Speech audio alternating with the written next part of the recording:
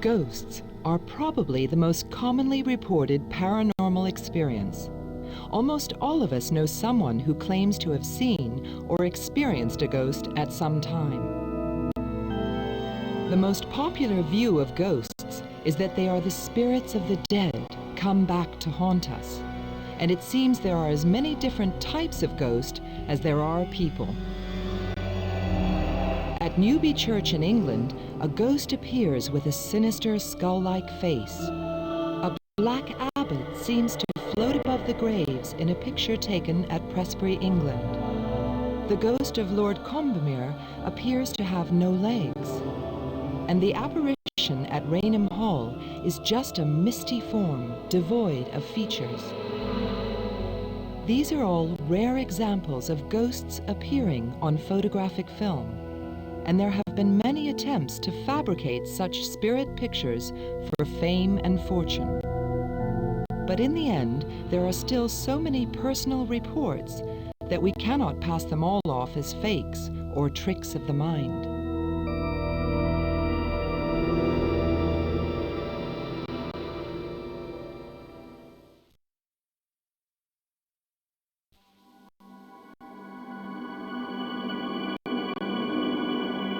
Ghosts can be perceived in many ways, by smell, touch, even heard mysteriously on audio tape.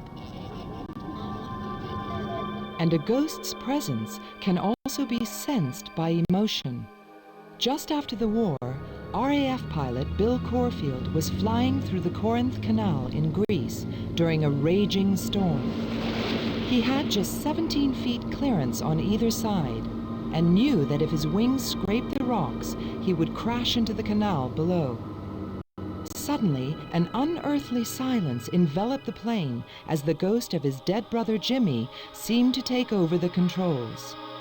I knew, absolutely and without a doubt, that my brother was with me in the aircraft.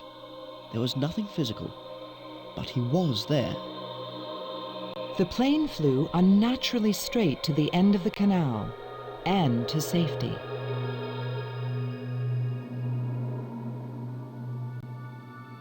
Not many ghosts are so helpful, and some seem to ignore the real world altogether.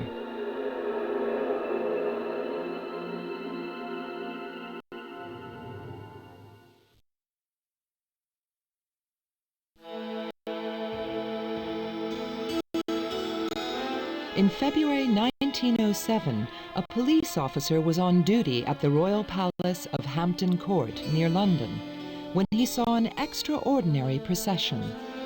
He watched as a dozen men and women dressed in the style of an earlier age walked past him and disappeared. His official report is still preserved in the incident book at the local police station.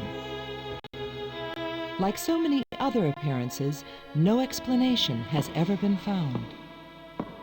One theory, however, the stone tape theory, suggests that we lay down a type of recording in the building where we live, which one day may be seen again and again.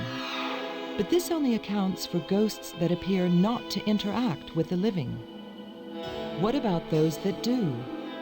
And does this relate to time slips, where witnesses seem to temporarily step into past or future landscapes, complete with inhabitants? Perhaps they are all hallucinations, hoaxes, or products of our desire to believe in a life beyond our own.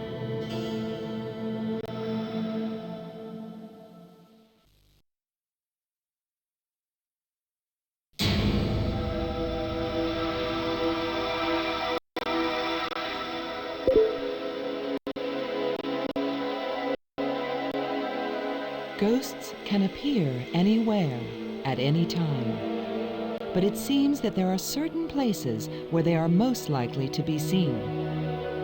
In the 1930s, Borley Rectory in the south of England became notorious as one of the world's most haunted houses.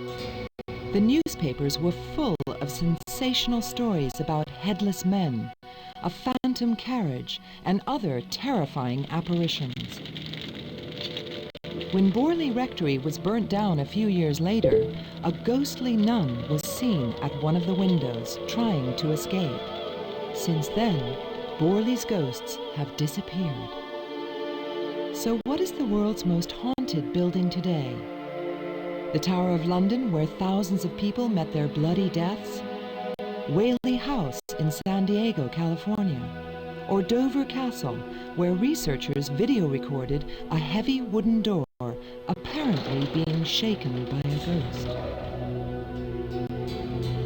Perhaps one of the oldest haunted buildings is Scotland's Glamis Castle, haunted by the spectral Grey Lady, Lady Janet Douglas, who was burned at the stake for witchcraft almost 500 years ago.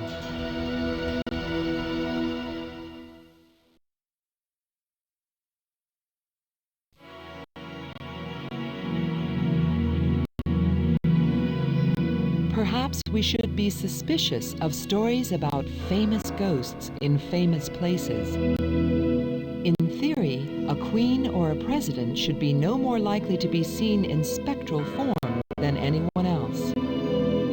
One of the most famous ghosts is that of assassinated U.S. President Abraham Lincoln, reported time and again by successive occupants of the White House.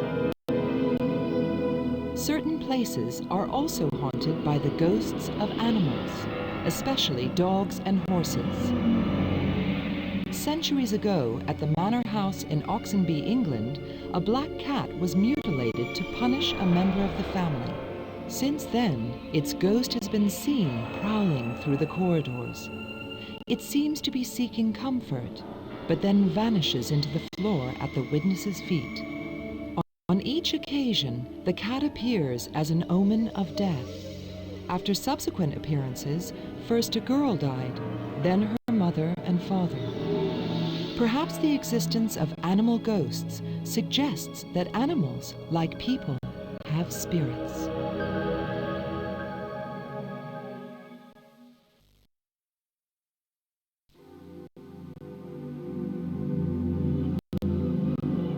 If ghosts are the perceptible form of an immortal spirit, we may all become ghosts one day.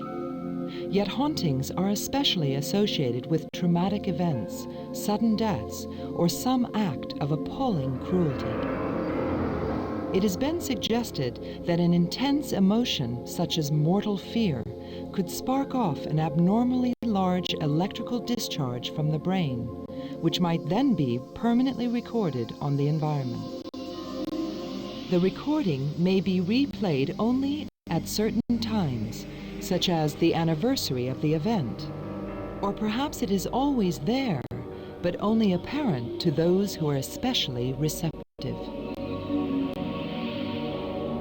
Today, our ghostly heritage has become an invisible asset for the tourist industry. In the UK in particular, there are countless stories of ghosts and no shortage of people wishing to catch a glimpse. But our desire to see a famous ghost may blind us to other ghosts all around us.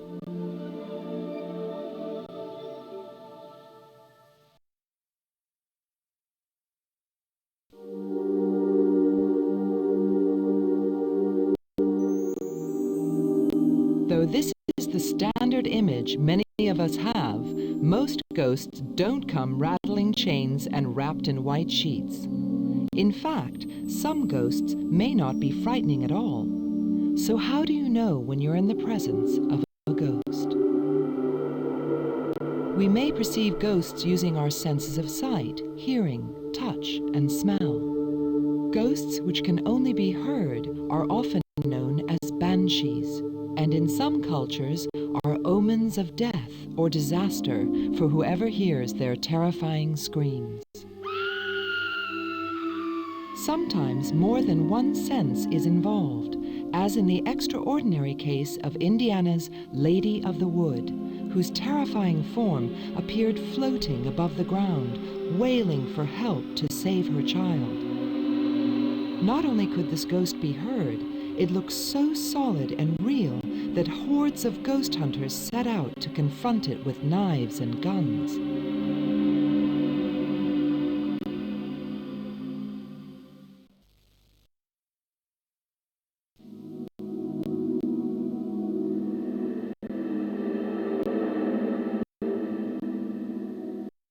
Ghosts are not always passive, ignoring the world of the living. Sometimes they seem determined to play a part in the world they have left, but not forgotten.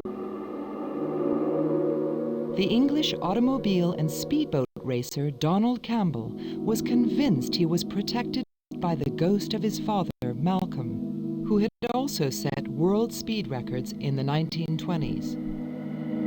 Donald said that on more than one occasion he felt his dead father had taken over the controls of his boat during dangerous attempts to set a new record.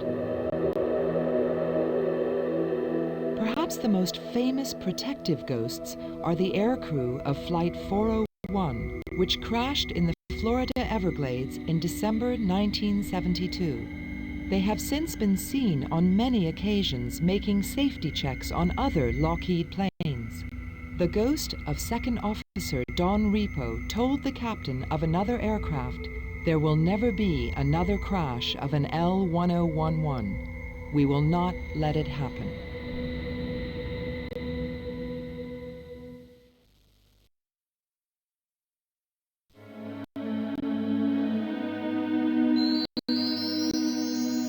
It is not widely realized that many ghostly apparitions turn out to be of people who are still alive. These are known as doubles, bilocations, or vardogers. Seeing your double is supposed to be an omen of death. The Russian Empress Catherine the Great was so terrified when she saw her own double that she ordered her guards to fire at it. It was a futile action. She died soon afterwards. Sometimes images of people far away appear to loved ones around the time of their death, as if to say goodbye. On the day that World War I ended, Harold Owen was aboard ship when he saw his brother Wilfred, the great English war poet, sitting in his cabin. But he did not speak, only smiled his most gentle smile. Suddenly I felt terribly tired and I lay down. Instantly I went into a deep, oblivious sleep. When I woke up, I knew with absolute certainty that Wilfred was dead.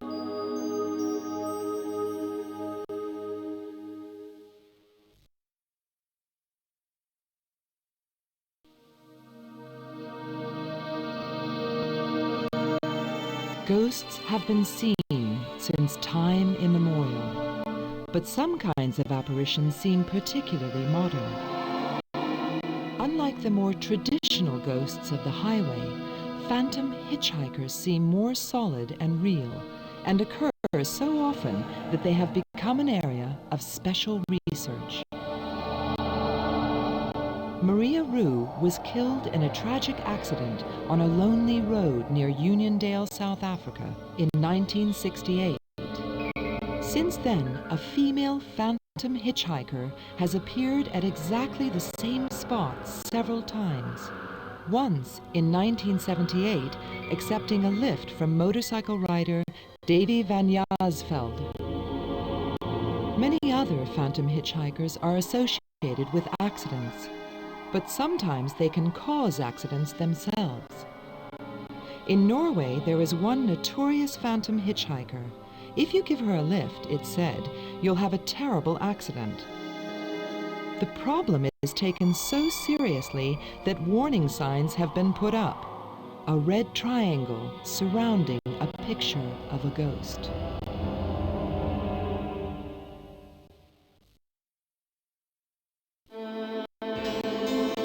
The invention of photography in the 19th century brought a new kind of ghost, those only seen on film.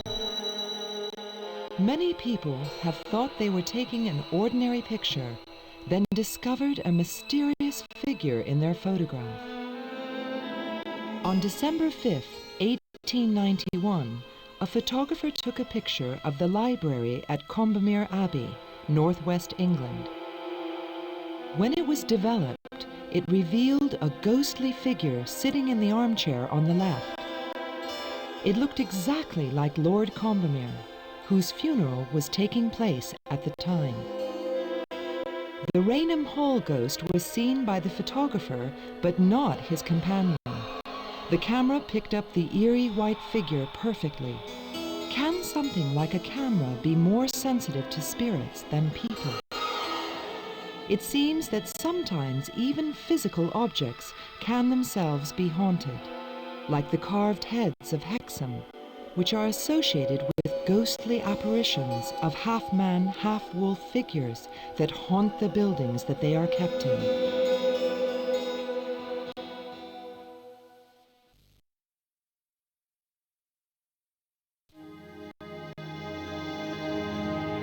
Like phantom hitchhikers, ghostly time slips have been reported so often that they have attained the status of modern myth.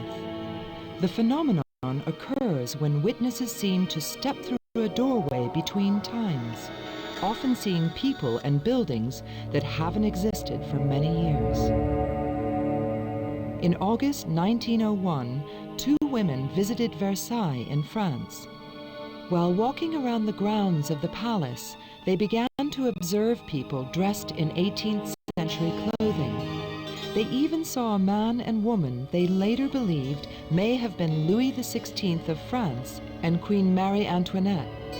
With no other explanation, they concluded that they had slipped back in time to 1780, just before the French Revolution. Time slips don't always take people back in time. A British family on holiday witnessed a strange vision on a German autobahn. On the other side of the road, driving towards them, they saw a bizarre silver vehicle with no wheels. Was this a vision of the future? And will the other vehicle's passengers one day have a vision of the past?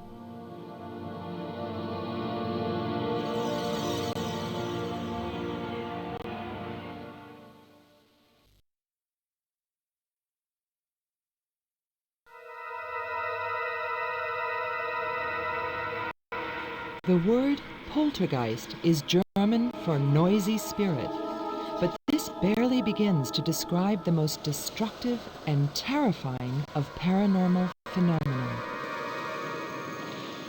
The British ghost hunter Harry Price didn't hold back his adjectives.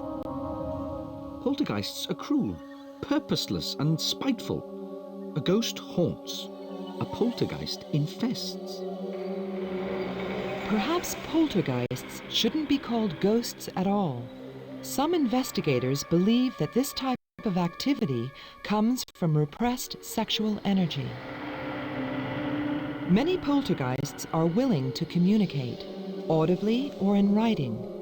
The messages are often malicious and threatening. In the last century, a famous case centered around a woman in Nova Scotia named Esther Cox. Amidst a series of attacks, a message appeared on the wall above her bed saying, "Esther, you are mine to kill." But do such messages come from the dead, from other entities, or from uncontrolled energies within the witnesses themselves?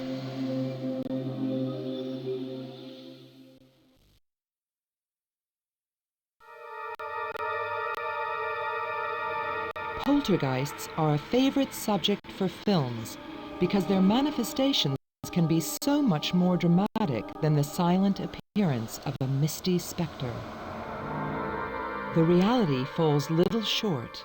Children are attacked and maimed by unseen forces. Fires break out. Cars and houses are pelted with rocks. On March 12, 1985, blood spurted from the walls of a house in Abidjan in the Ivory Coast. People walking in the house left bloody footprints. In another case, in the Atlanta home of a Mr. and Mrs. Winston, blood appeared from nowhere on their walls and floors. Once, Mrs. Winston found the bathroom floor covered in blood when getting out of the bath. The blood was analyzed and found to be human, type O. The Winstons both have type A. Where it came from still remains a mystery.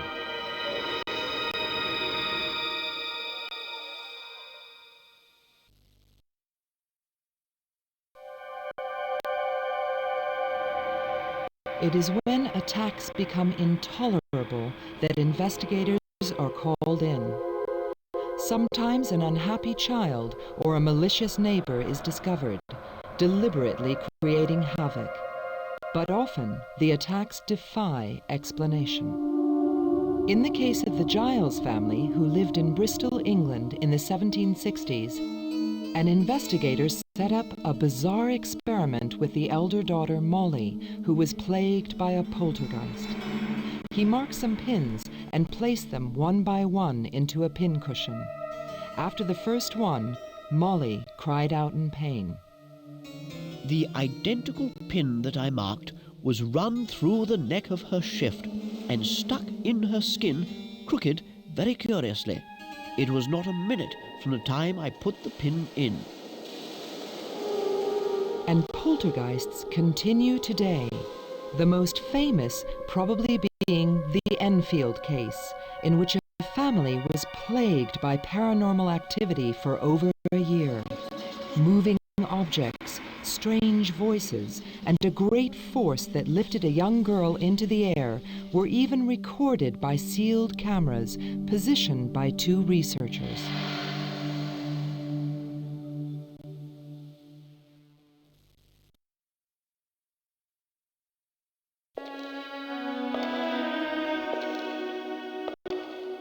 Rather than appear in our world, some spirits, it seems, prefer to remain on the other side and channel their messages to us through mediums. A stone memorial outside a wooden house at Hydeville, New York State, declares, "There is no death, there are no dead," and visitors continue to flock there, as they did 150 years ago, when Kate and Margaret Fox started receiving messages from the spirit world. One message the girls received told them to hire the largest hall in town to demonstrate their powers. They did so, and the first spiritualist meeting was held in Rochester on November 14, 1848. The sisters went on to give performances all over the United States. The idea that it was possible to communicate with spirits quickly spread, partly as a parlor game, but soon developing into the new belief of spiritualism. Today, there are probably more practicing mediums around the world than ever before.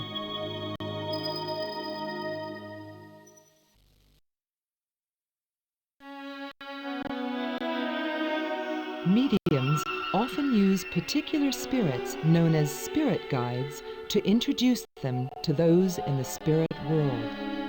But there are other techniques that anyone can use, like the popular Victorian use of table tilting, in which spirits communicate by making knocking sounds. Ouija boards are used to spell out sentences, letter by letter. Automatic writing speeds things up even more. The medium holds a pen, goes into a trance, and waits for the words to appear. The techniques of channeling have become more sophisticated over the years. The great inventor Thomas Edison was fascinated by what we now call electronic voice phenomena, and in 1920 tried to produce a device to put him in touch with the dead. And the Italian pioneer Marconi, who invented the wireless, spent the last 16 years of his life secretly working on a device to receive voices from the past, all in search of the answer to the ultimate question: do our souls live on after our body has died?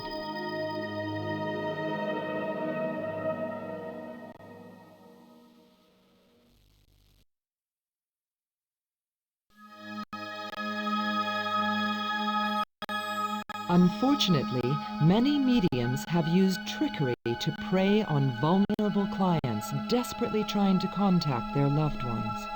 But in some ways, this has inspired other researchers and mediums to set up more convincing experiments to eliminate trickery.